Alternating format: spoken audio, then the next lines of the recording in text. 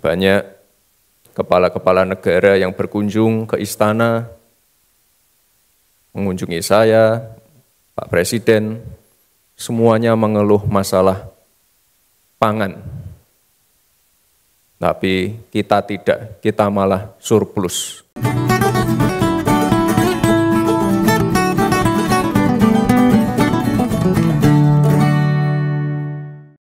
Kalau tak rasa-rasa gini, memang Wakil Presiden kita itu suka mengaku-aku, menyebut seolah-olah dirinya turut berkontribusi dalam sebuah keberhasilan program. Jadi ya mbu. Waktu memberi sambutan di acara Kongres Persatuan Umat Islam di Medan, dia menyampaikan Indonesia berhasil melakukan swasembada beras. Tapi Anda ditanya lebih detail, apa sih kontribusi dia sebagai wapres dalam konteks melimpahnya hasil panen padi? Ada yang bisa bantu Begawan menemukan satu saja tindakan dia, kontribusi dia sehingga Indonesia bisa swasembada pangan yang punya signifikan pada melimpahnya produksi pertanian kita? Renek, nggak ada.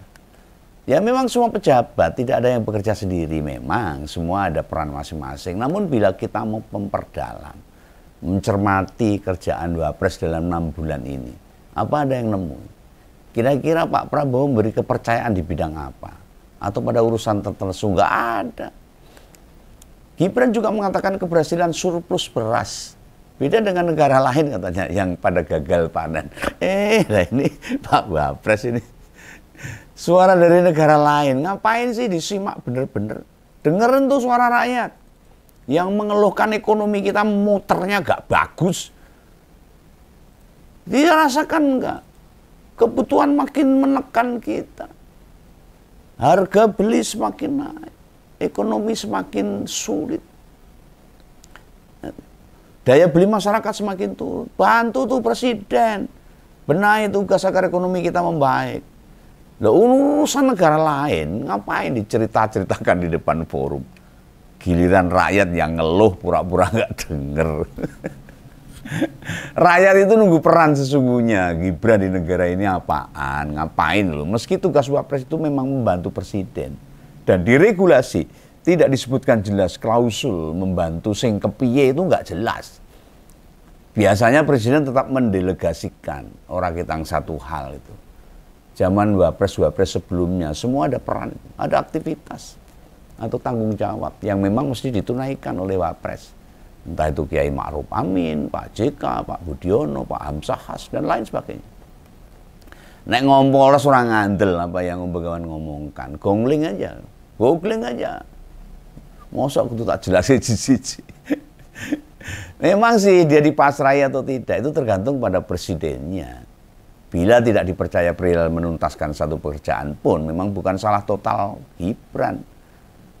Karena ya memang tidak diserai tugas sama Prabowo. Tapi mosok dia yang mau pasif. Kan bisa ngajukan permintaan ke Presiden buat ngebantu di soal apa gitulah. Kami ini nggak ngelihat apa sih yang lagi tanggung jawab menjadi tanggung jawab sebagai Wakil Presiden. Perjalanan Wapres ke NTT, agenda di sana 2 hari, diselingi mengunjungi pembangunan 2 waduk, lalu berdialog sama petani. Seolah-olah dia pekerjaan, namun di berbagai tempat tujuannya gonta-ganti terus. Isu yang ditangani ya berubah-ubah. Dulu awal menjabat muter ke sekolah-sekolah, memastikan MBG. Setelah itu mengunjungi beberapa proyek fisik. Ada pembangunan MRT, pembangunan Universitas Syekh Nauwali Al-Batani, ke Pengsui banjir, ke Vaskes, campur aduk lah. Nah yang kunjungan terakhir ke NTT itu termasuk memastikan ketersediaan pupuk dan menanyakan itu, tanya sama petani. Sudah dapat aksesnya apa enggak itu. Lo mau bagaimanapun, isu ketahanan pangan, apalagi menyangkut tentang perberasan, beras, kebutuhan pokok rakyat itu bukan spesifikasi Gibran loh. Apa jangan-jangan penugasan sadet-sadet semuanya Presiden aja ini.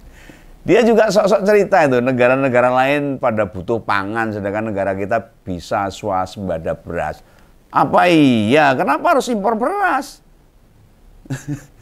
Gibran pasti nggak tahu. Zaman Orde Baru swasembada beras itu wis dadi target tahunan. Justru saat bapaknya jadi presiden, Indonesia impor beras ugal-ugalan loh.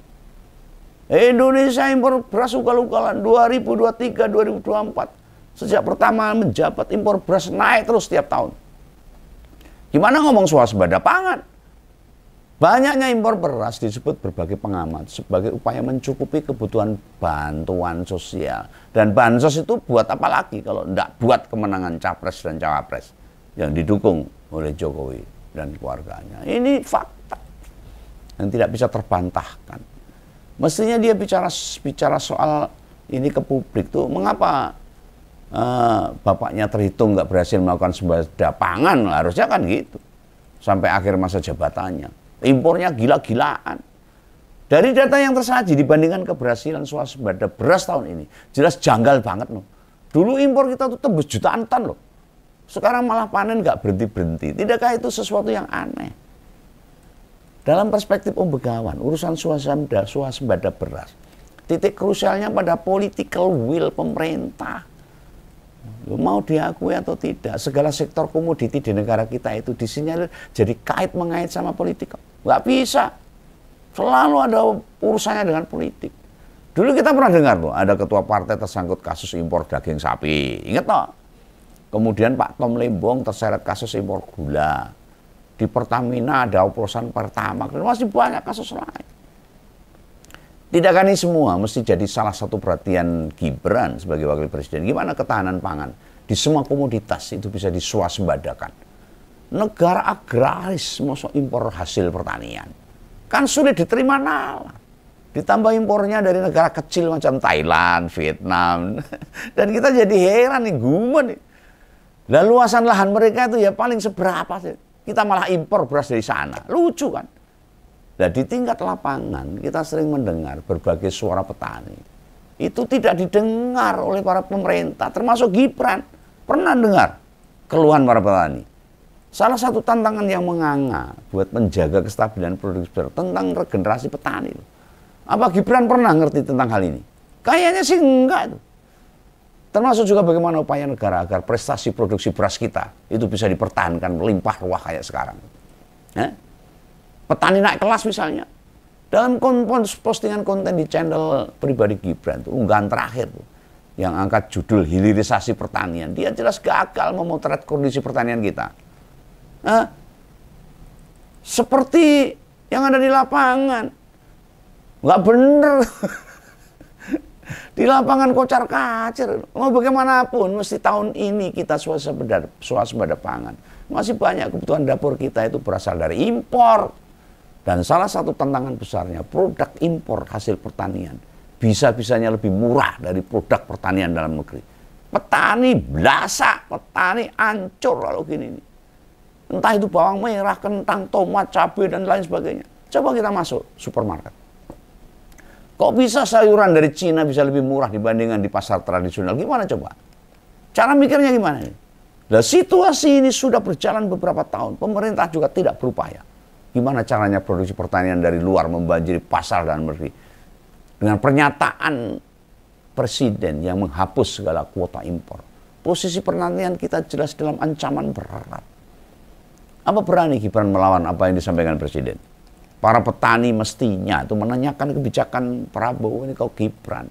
Kenapa bisa begitu? Coba kita dengarkan gimana jawabannya. Kalau petani mengatakan, bagaimana itu presiden buka impor tanpa kuota ini? Apa jawaban Gibran? Dan pemerintah mesti berpuluh-puluh tahun ngerti. Hampir tidak ada kebijakan yang memproteksi para petani. Hal ini membuat harga sayur kita juga tinggi, ketersediaan air, irigasi yang tidak lancar, manajemen pengairan, manajemen pupuk, manajemen benih, dan sebagainya. Turut berkontribusi pada tingginya biaya untuk operasional, yang otomatis membuat harga jadi naik. Loh, meski Jokowi menyebut loh, di 10 tahun pemerintahnya banyak membangun waduk, embung, bendungan, efeknya sampai sekarang belum terlihat tuh. Apalagi jalan tol yang bangun bukan kita. Jalan tol yang bangun investor. Kita cuma nyediain lahan tanah untuk jalan. Yang akhirnya rakyat yang bayar. Rakyat cuma dibohongin. Swasembada beras pun bisa kita raih baru tahun ini seusai 3 tahun lalu. Ada perintah agar aparat Polri dan TNI melu cawe-cawe dalam hal ketahanan pangan. dan mirisnya, lihat saja di Polres dan Kodim, lalu Polsek atau Koramil, termasuk di asrama Polri dan TNI, yang dihuni kelas prajurit. Setiap ada lahan nganggur, pokoknya harus ditanami. Loh, keberhasilan yang melimpahnya panen petani, uniknya tidak ada yang dikabarkan. Dari panen raya di food estate, apa kabarnya food estate sekarang? Apa masih dipertahankan? Atau bagaimana? Nah, kalau kita kembali menyimak apa yang dikatakan Wapres dalam unggahan di channel dia, dibandingkan yang dijalankan petani, sebenarnya kan semua bukan hal baru.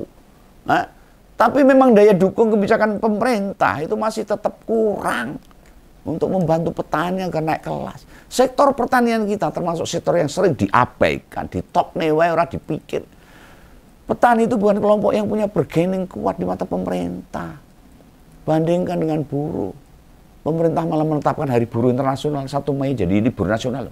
Apa ada hari petani? Nggak ada. Sedangkan di sektor pertanian, jangankan Hari Pertanian Nasional. Tokoh petani yang kita kenal saja nggak ada sama sekali. Atau petani yang sangat sukses nggak ada, nggak tahu siapa.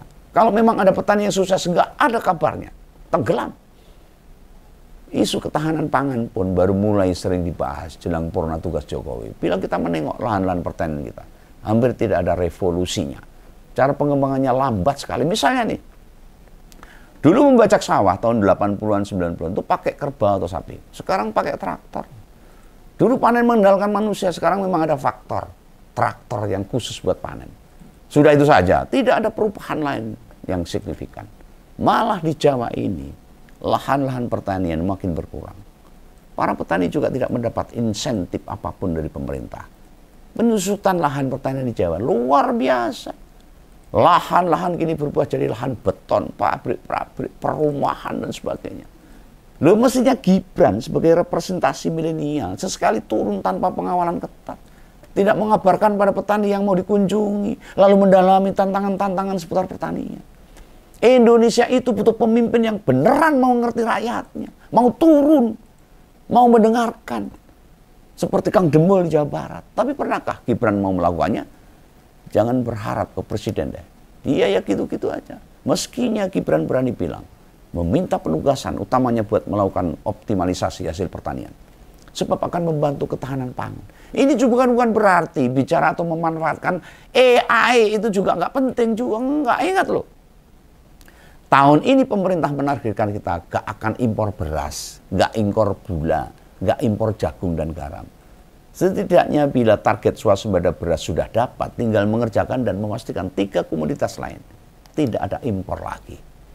Tapi ya bakalan seperti biasa. Isu pertanian itu gak akan pernah menarik buat para politisi.